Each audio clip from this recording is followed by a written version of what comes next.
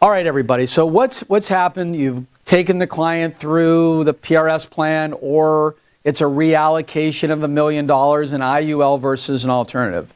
The reality is, I want to talk about breakout of charges, getting a client to embrace the fact that there are significant charges inside an indexed universal life policy.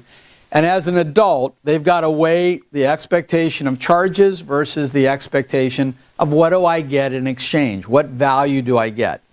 Anytime somebody tells me that I get something for nothing, I am completely over that. Those are the last words that sales professional would ever say to me about anything.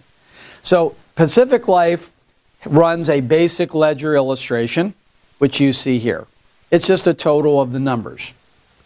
They also run what's called policy charges or breakout of charges, where by category, that is premium load, administration fee, coverage charge, mortality charge, you get total charges by year or period of time, and then you get what they add, which is interest credits, the expectation of annual interest based upon your assumption of rates of return in the fixed account and your S&P bucket.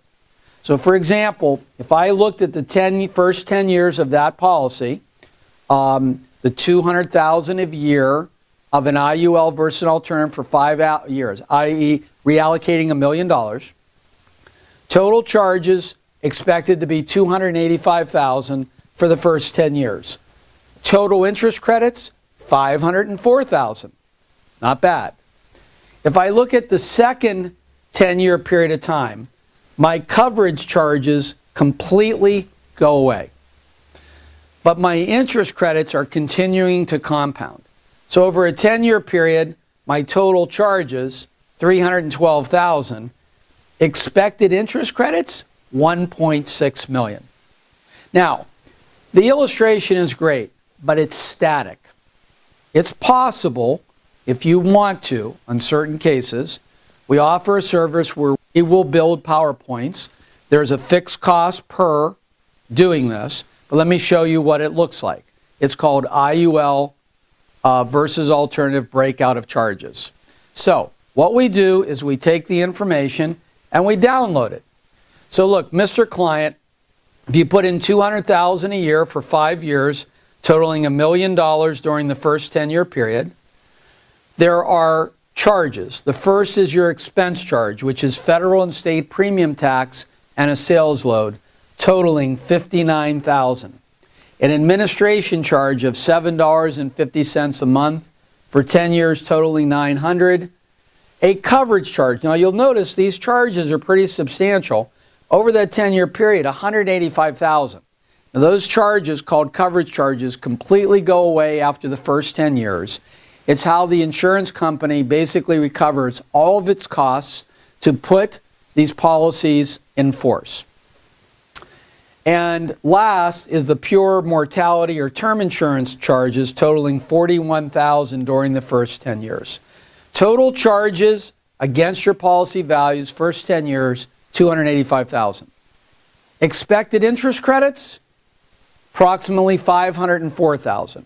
I like to describe it as I would expect between $450,000 and $550,000 of interest credits against the $285,000 in charges. And at that point, I also have about $1.2 million of cash sitting in the policy. We've done allocating the money. There's no more money going in. We've allocated $200,000 a year of 5 years, $1 million. So when I look at years 11 through 20, there's no money going in. Premium outlay zero. You'll notice my coverage charges, which were $185,000 in the first 10 years, gone the second 10. So the total charges in the second 10-year period, only about $26,000. But look at my expected interest credits, $1.1 million in the second 10-year period against $26,000 in charges only. So if I look at the first 20 years, I put in $1 million, $312,000 of total charges, expected interest credits, $1.4 to $1.8 million. And I've got about $1.6 million of cash. If I looked at this again for the next 10-year period, years 21 through 30, still not putting any more money, my charges are only $22,000 during that 10-year period, but my expected interest credits, $875,000. Between $800,000 and $950,000 of interest credits for the year based on actual S&P performance over that period of time.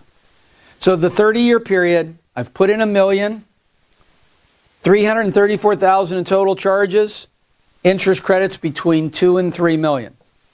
That's breakout of charges.